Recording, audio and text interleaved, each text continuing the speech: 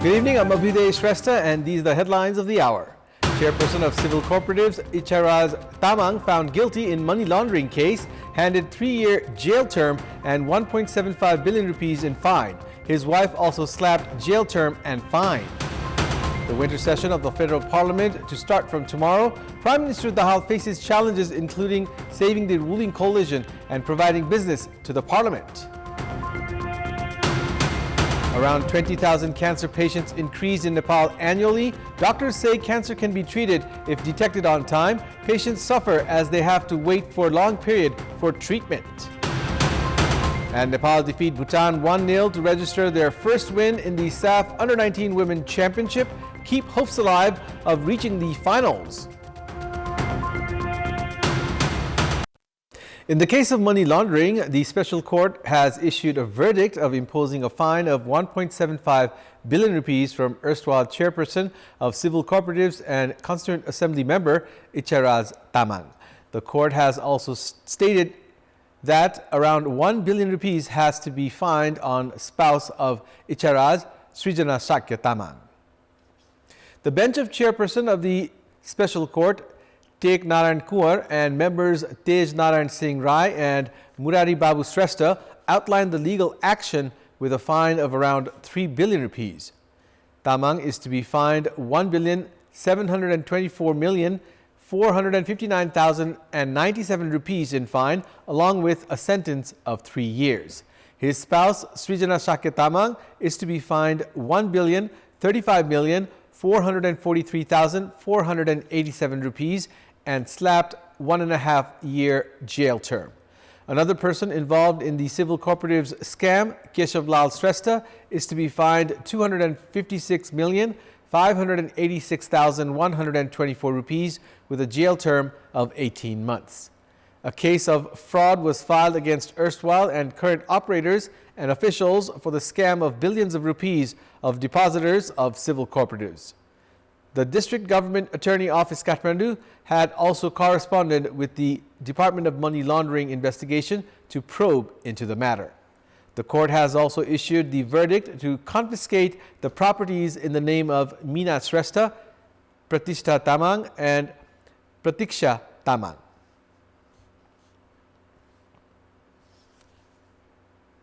The winter session of the Federal Parliament begins tomorrow. Meetings of the House of Representatives and the National Assembly have been slated for 4 p.m. tomorrow.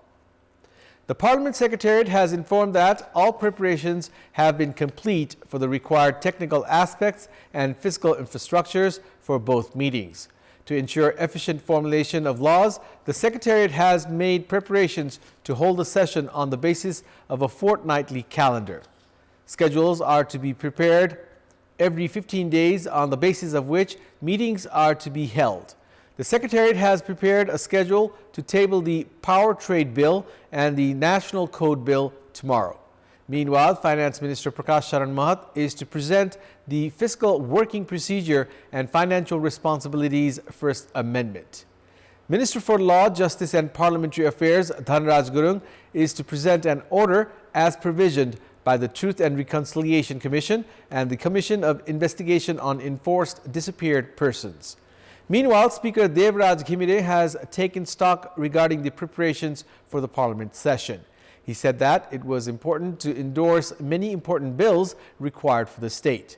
Speaker Ghimire added that discussions would be held on the priorities and principle of the pre-budget and said that the budget would be presented at the House on the basis of recommendations. The bills session of the Parliament is the important period for formulation of laws. Parliamentarians prepared only one law from the previous session, while more than 3 dozen laws related to implementation of federalism are to be formulated this time. 2 dozen other bills are also in the pipeline. However, considering the interests of the ruling and opposition parties, the bills are not likely to move forward in an easy manner. In such a situation, the government faces several challenges to provide business to the Parliament and to endorse bills. The Parliament session is beginning at a time when Prime Minister Pushpa Kamal Dahal himself is not happy with the performance of ministers. Despite his desire to reshuffle the cabinet, coalition partner Nepali Congress's President Sherbahadur Deuba is not in favor of doing so. Its impact will certainly be seen in the parliament. With consensus among the main political parties uncertain, assigning business to the parliament will be difficult. With no business, the bill's session is in the risk of being focused on allegations and protests. The government has said that bills related to transitional justice are to be endorsed on the basis of consensus or through majority votes from this session of the parliament. However, main opposition CPN-UML has been protesting against it. Agreement has also remained elusive in important bills related to education and federal civil service. Stakeholders are also holding protests. The ruling coalition itself has remained divided on many topics. Constitution amendment could be required to address the education bill, which is almost impossible based on the parliamentary mathematics at the moment. The House leadership has also felt inadequate preparations for the formulation of dozens of acts related to implementation of the Constitution, including the main act of Nepal Police. Main opposition CPN-UML was not just aggressive in the previous session, it also obstructed the House on a regular basis. The party seems to have strategized for increasing polarization and creating additional challenges for its opposition. Raising questions on the government operation, CPN-UML and Rashtriya Prajantra Party have announced of protests. Rashtriya Swatantra Party has put forward its plans to create pressure. Former King Gyanendra Shah has also been growing active, with protests likely to intensify against the government failure in delivering on public aspirations. The environment for consensus is likely to deteriorate. The Speaker and the government could also grow distant. CPN-UML is of the opinion that the President has halted the appointment of the Secretary General of the Parliament Secretariat because of the government. The Parliament is at the risk of political bargaining yet again if the parties prioritize their interests.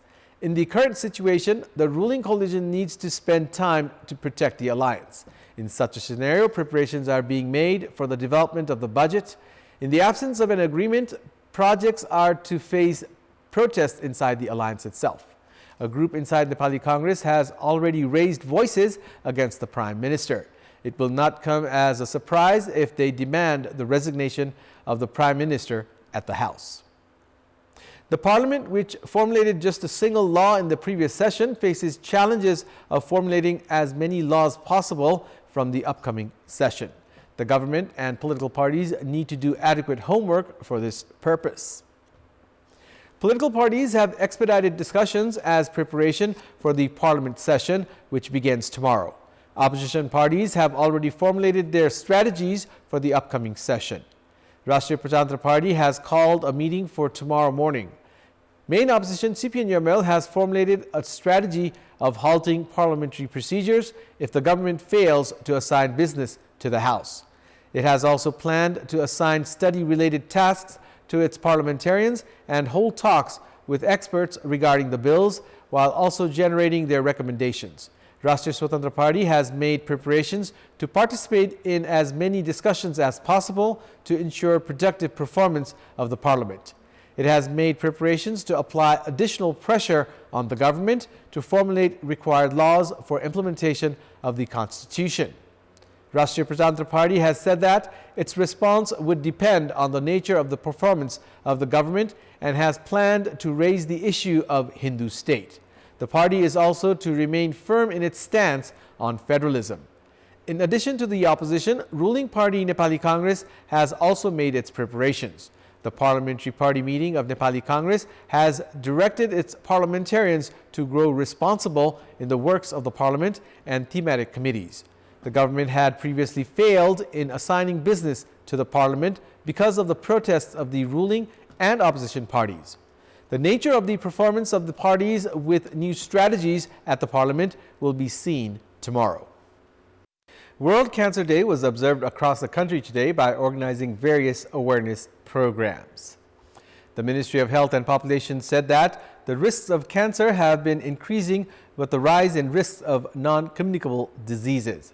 Endometrial cancer is detected on majority of female patients who visit hospitals, while lung cancer is common among the male patients.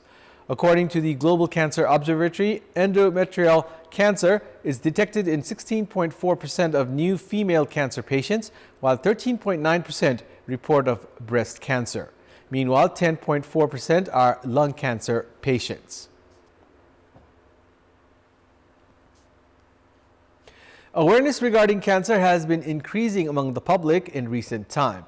With the increase in the trend of reaching hospital on time and identifying the disease, data has shown the increase in number of cancer patients. However, patients have been compelled to wait for a long period for treatment because of limited number of health institutions specializing in cancer treatment. The number of patients reaching BP Koirala Memorial Cancer Hospital in Bharatpur, Chitwan, has increased in the past 4 years. Of the 90,571 individuals who had undergone tests in 2020, 4,608 had reported cancer. With 165,000 patients receiving treatment in the outpatient department in 2022, there were 6,446 cancer patients. Doctors have said that the number of cancer patients have increased in recent years as they have been reaching the hospital on time. There are numerous cells in human bodies. These cells increase and decrease with age. Symptoms surface with problems in cells and could result in cancer. In the past, people used to ignore such symptoms while treatment was expensive as well. However, with the increase in awareness lately, people have begun seeking consultations from doctors. But they have been compelled to leave disappointed as treatment is not available in a timely manner. Even Indian nationals reach BP Koirala Memorial Cancer Hospital for treatment. However, the patients are compelled to wait for a long period of time because of the treatment procedure and technical issues. Cancer can affect people of all age group. According to doctors, cancer is reported mainly in lungs, blood, and bone marrow in men, and cervix, breasts, and lungs in women. Smoking, excessive consumption of alcohol, and poor diet can cause cancer. Many cases of cancer are hereditary as well. It's now time for our segment Public Pulse, where you text us with your opinion. Public Pulse. But before that, let's take a look at the results from yesterday's poll. Yesterday, we had asked you, what should be done to attract youths in agriculture?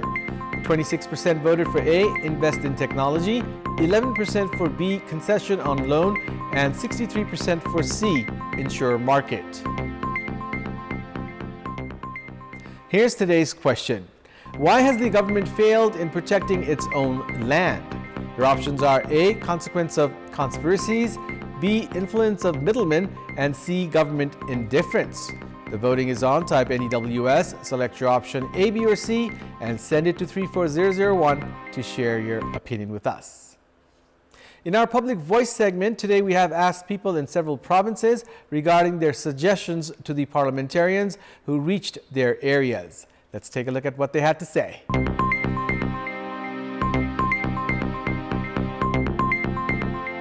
बोलेकै कारणले जितेर जानुभएको त्यो कुरालाई नभुल्नु पर्यो। निर्माणको क्षेत्रहरू गाईगुजरीको कामहरू चाहिँ सबै चाहिँ सम्पन्न भएदेखि राम्रो हुन्थ्यो। गाउँ टोलको जुन पनि विकासहरू अधुरा छन् तिनलाई पूरा गर्ने भन्ने हाम्रो चाहिँ अपेक्षा छ। संसद भवन केन्द्रित नभएर गाउँ केन्द्रित बन्दिनुहोस्। जे हामीलाई पूरा गर्नु पर्छ सर, उनले पूरा गर्नु पर्यो। बेरोजगारीलाई रोजगारी दिनु पर्यो। उहाँ त भोट माग्ने बेला मात्रै आउनुहुन्छ, कहिले पनि आउनु भएको छैन। एकचोटि पनि फर्केर आउनु भएको छैन। हामीसँग आएर अब सोधी खोजी अहिलेसम्म गरेको छैन। हेर्दैनन्, जितिसकेपछि आउँदैनन्। Sports News. Nepal secured a 1-0 win over Bhutan at the SAF Under-19 Women's Championship today. The Nepali girls registered their first win in the match played at the Bir Shrestha Shahid Sipahi Mustafa Kamal Stadium in Dhaka, Bangladesh. The first half of the match ended in a goalless stalemate. Despite a goal for Nepal, it was flagged offside. Nepal then struggled to score the solitary goal of the match in the 54th minute through Senu Pariyar. She beat the Bhutanese goalkeeper in an assist provided by Sukriya Mia. Despite maintaining pressure, Nepal failed to score more goals. With the win, Nepal have 3 points and have kept their hopes alive of securing a spot in the final. Both teams had suffered defeats in their first match and were under tremendous pressure to win today. Meanwhile, Bhutan have crashed out of the tournament. They were thrashed 10-0 by India in the previous match. Prior to that, Nepal had lost 3-1 against Bangladesh. That's all for the moment. Thank you for watching. Good night.